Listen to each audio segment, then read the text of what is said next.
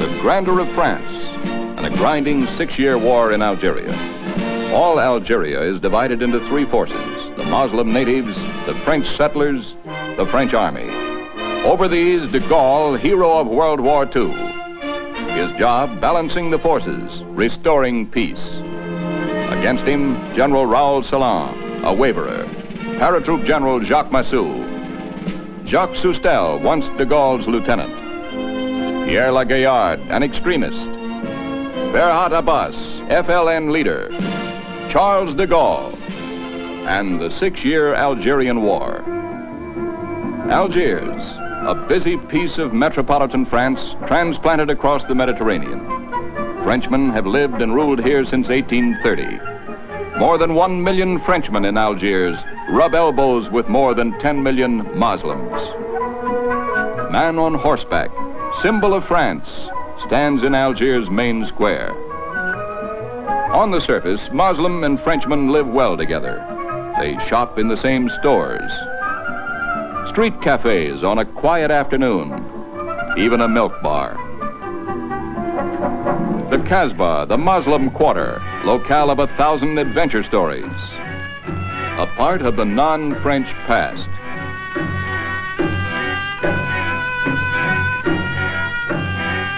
The beaches of Algeria are just across the Mediterranean from the Riviera.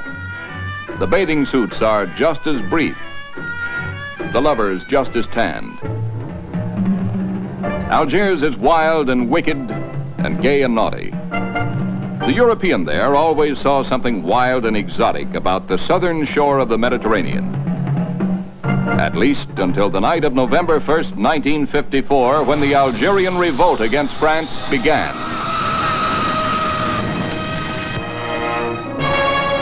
Algerian Muslims took to the hills under the banner of a new organization, the FLN.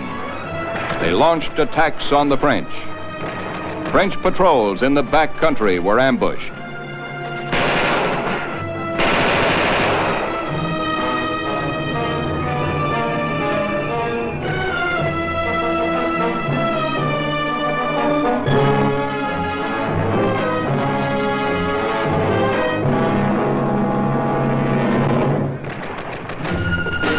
Trains were derailed.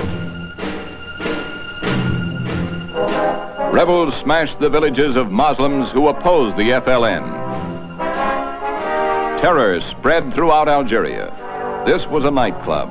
A time bomb wrecked it. The rebels in the field depended for their supplies on money raised from Algerians working in France. And so terror spread to the streets of Paris. Even late in the war, 2 Muslims a day died in France as collectors exacted contributions. In Algeria, Muslims divided over whether Algeria should remain French. This village opposed the FLN. In the Kasbah, where several rebel groups vied for support, a secret ammunition dump exploded. At the peak of its strength in 1958, the FLN fielded an army of approximately 20,000 men. It ruled the Oros Mountains, and it enforced its decisions. For 6 years, blood ran. French settlers and French troops, killed in the fields, killed in ambush. The youth of France, the best families.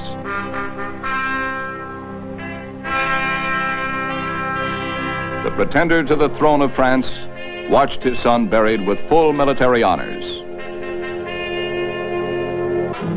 No honors at all for Muslim victims of the FLN. 300 men and boys killed in one Algerian village.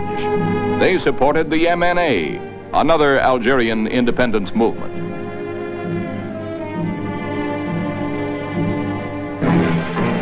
Then the major combat strength of the French army was thrown into Algeria. 400,000 men with all the weapons of modern war.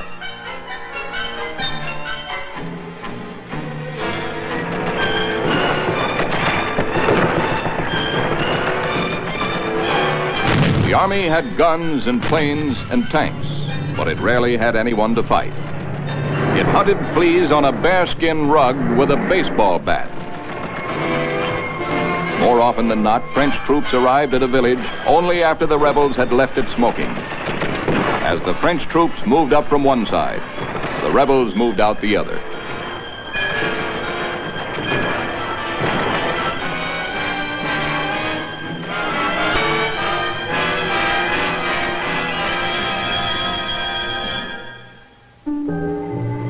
Finally, the French took drastic measures. The rebels had the backing of many fellow Muslims. They moved unnoticed in the midst of the civilian population. So the French moved the civilian population. Whole villages were rounded up and transported to camps where the French army could better supervise them.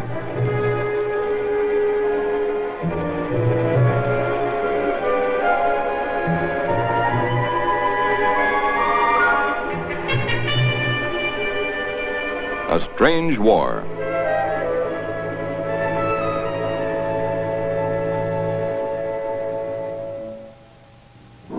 Rebels showed their power in the cities by ordering general strikes.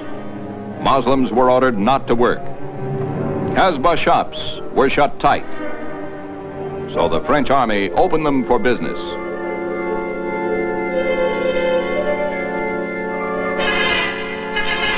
But in the last 2 years of the long struggle, the tide turned. Saturation offensives by the French cut the power of the rebel National Liberation Army. Many rebels were captured or gave up. Their morale fell. Those forces still in the mountains, scattered into bands no larger than platoons.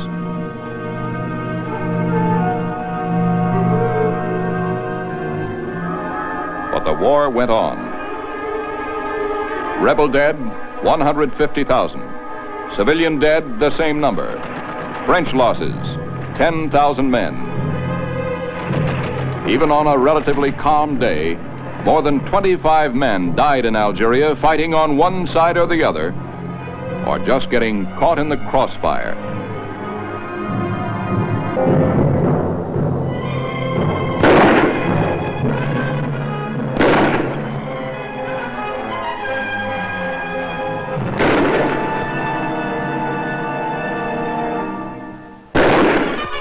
In Algiers itself, the third force was felt. In 1956, the French settlers attacked Guy Mollet, Premier of France, when he laid a wreath at the monument to Algerian war dead. They feared Mollet would negotiate a peace with the rebels that would cost them all they had. They called him a traitor. Then it became apparent that governments of France were made and unmade in the streets of Algiers. One politician after another was found wanting. And when Pierre Flamelin was named premier, Algeria broke into open revolt. The settlers defied the Paris government and called for Charles de Gaulle to assume power. On May 13th, 1958, the settlers marched on Government House in Algiers. It was then that the army under Salon's leadership wavered. After first resisting, it withdrew and let the settlers have their day.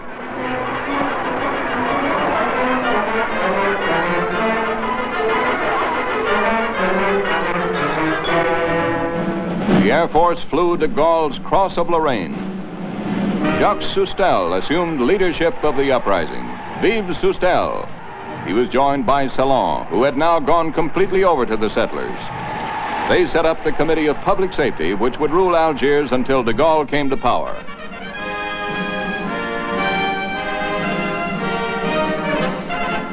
Aligned with them was the paratroop hero Jacques Massou.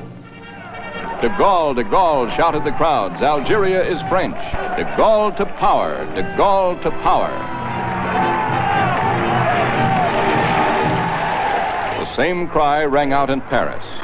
Right-wing elements marched down the Champs-Élysées demanding that de Gaulle be called to the capital. For days, the National Assembly searched for a new leader, someone besides de Gaulle. And for days and nights, the marchers demonstrated. The marchers marched, the deputies searched, and the police cracked heads.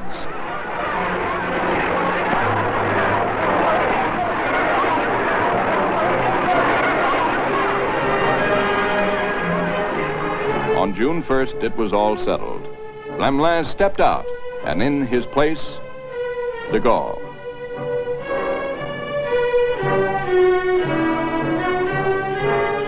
First, de Gaulle appeared in the assembly to announce his program. He would change the French Constitution, and he would end the Algerian War. The assembly applauded.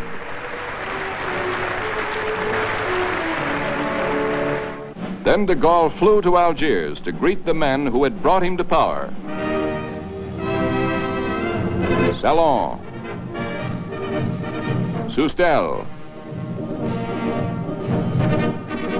Massou. For all of them, it was a moment of triumph. Never again would de Gaulle stand so high in the estimation of all the Algerian people as he did at this minute. The sons of Algeria salute de Gaulle.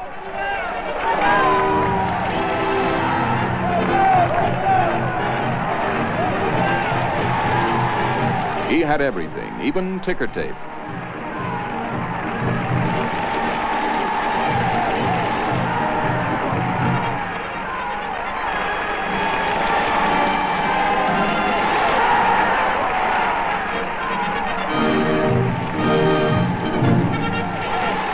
In his first speech to the Algerians, de Gaulle began to lose favor. In the circumstances, he was moderate. Nowhere did he mention that Algeria was French. Qu'il est courageux, mais qu'il n'en est pas moins cruel et fratricide. Moi, de Gaulle, à ceux-là, j'ouvre la porte de la réconciliation. The war is fratricide, he said. He, de Gaulle, would lead them to a reconciliation. Vive le général de Gaulle! Vive le général Salon! Vive le général Massy! Vive Monsieur Soustelle! There were plenty of heroes that day.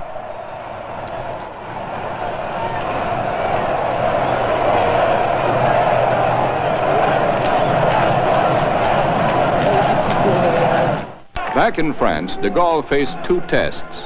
He offered the voters two proposals. One, a new constitution to establish the Fifth Republic. The second, his own name as candidate for the presidency of the new government. There was no contest.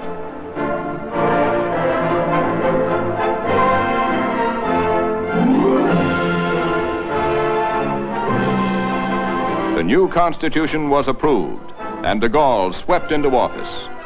He received more than 80% of the vote.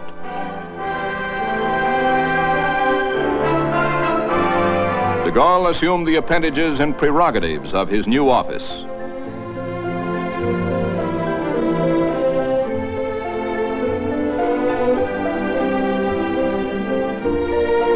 De Gaulle went on television to spell out his program.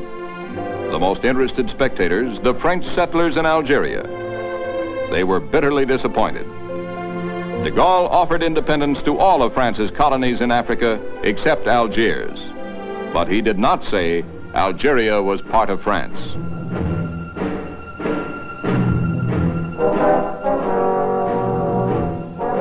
Next, de Gaulle ordered his army officers to get out of Algerian politics. He recalled Salon. General Salon said farewell to his troops. The settlers demanded he stay. But Salon left. The same crowd turned on de Gaulle's premier, Michel Debré, at a public ceremony. They boo him.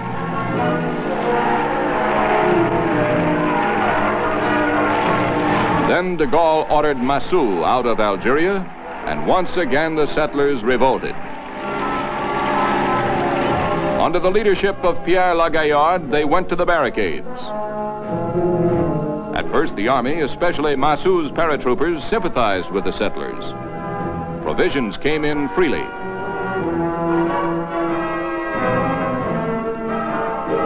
Then fresh troops arrived. Under specific orders from de Gaulle, they forced the rebels from the barricades.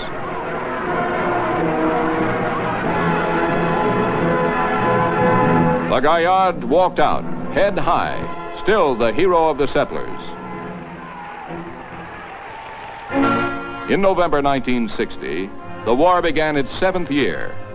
Memorial services marked the anniversary, and even in the churchyard, the terror was felt.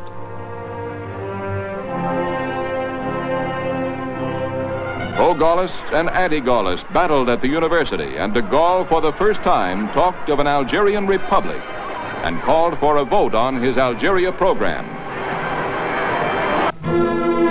December 9th, 1960, de Gaulle arrived in Algeria to campaign for a yes vote in his referendum.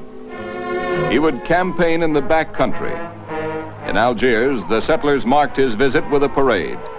The shouts of de Gaulle to power were now de Gaulle to the gallows. Black-helmeted security police were caught in the middle of a ring around the rosy.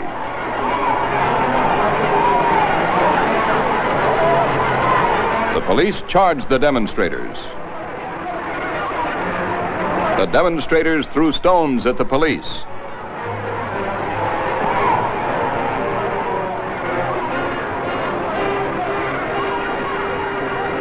Back and forth, they chased each other.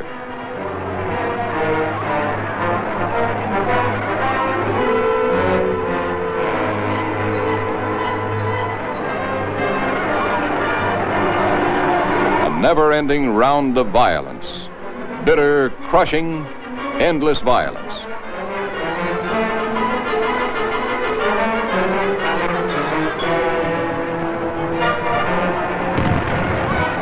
The police switched to new weapons, tear gas bombs and concussion grenades. When things got too hot on the main streets, the demonstrators retreated down narrow side alleys. When the police went down the alleys, the demonstrators reappeared on the boulevards. Tear gas bombs got both demonstrators and spectators.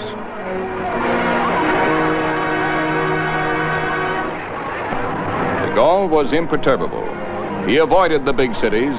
He went through the countryside, disregarding his own security officers to shake every hand in sight. In Algiers, the police relinquished their battle to the army. The crowd greeted the army as saviors.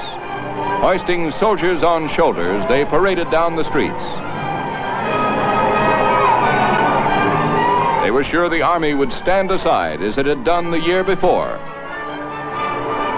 The students started building barricades.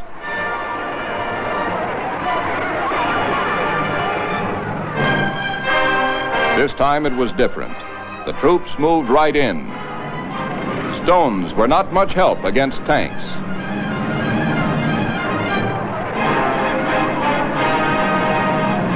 The soldiers took the barricades. They drove the demonstrators from the streets.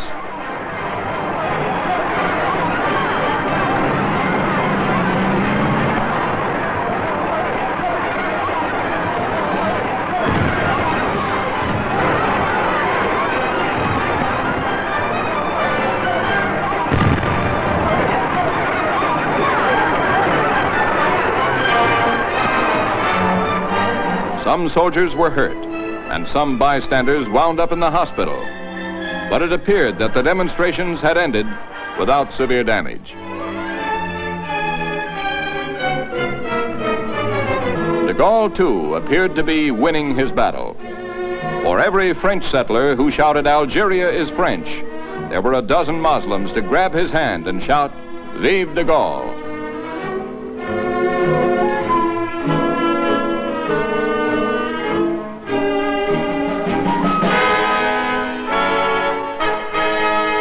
On Saturday, December 10th, 1960, the picture changed.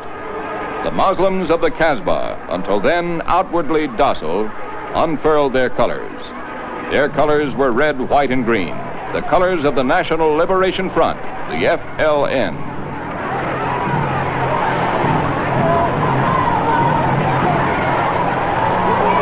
They spilled out of the Muslim quarter into the French city.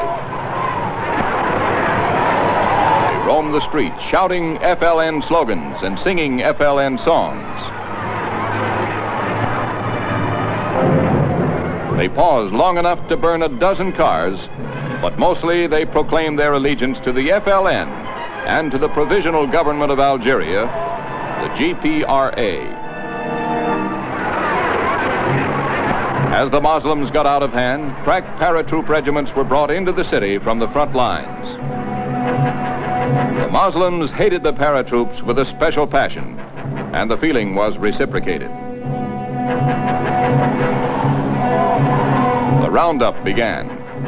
The young man at the end wants to open his coat to show a bloody wound in his side. The officer objects. Many Muslims were arrested.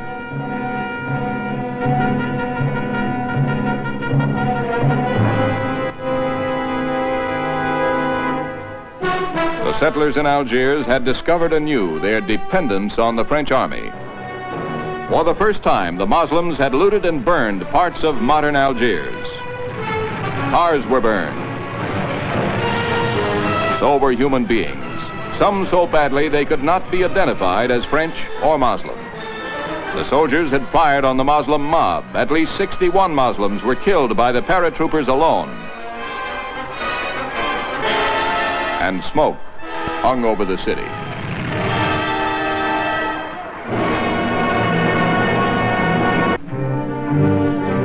Scarcely had the smoke of battle cleared before posters urging a yes vote appeared in Algiers. Vote yes for Algiers, for peace, and for de Gaulle. But the French settlers said a yes vote meant handing Algeria over to the Muslims and the end of their life there. They organized the opposition, distributed their own literature, posted their own handbills, defaced those of de Gaulle. De Gaulle stacked all his eminence on the line. He made it clear that he would take a no vote as a signal to resign. Every Frenchman was made to understand this was something personal between himself and Le Grand Charlie. Je dois appeler votre attention sur l'étendue des conséquences qu'aura la réponse du pays et sur le fait que chacun. I must call your attention to the fact that everybody will take a direct personal responsibility in this. We have here, without doubts, one of the great events of our history.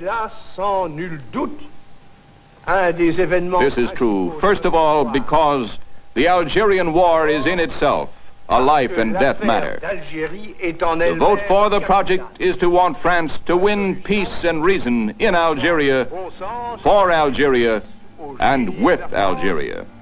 High in the mountains, 100 women and 15 men gather outside a concrete polling place. Brought there by the army, they voted for de Gaulle. French men and French women, you know that it is to me you are going to reply. I must have national support, a majority proportionate to the issue. In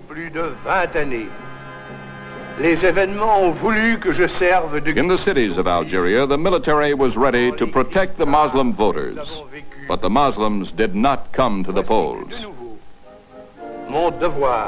That is why I turn to you above all intermediaries. In truth, this issue, and who does not know it, is between each one of you and myself. Said a de Gaulle opponent, if the army brings them to the polls, they vote for France. If the FLN brings them, they'll vote for the FLN. If nobody brings them, they won't vote at all. Most Muslims didn't vote. Those that did voted for de Gaulle. The French settlers voted an almost unanimous no. But in France, de Gaulle got an overwhelming yes.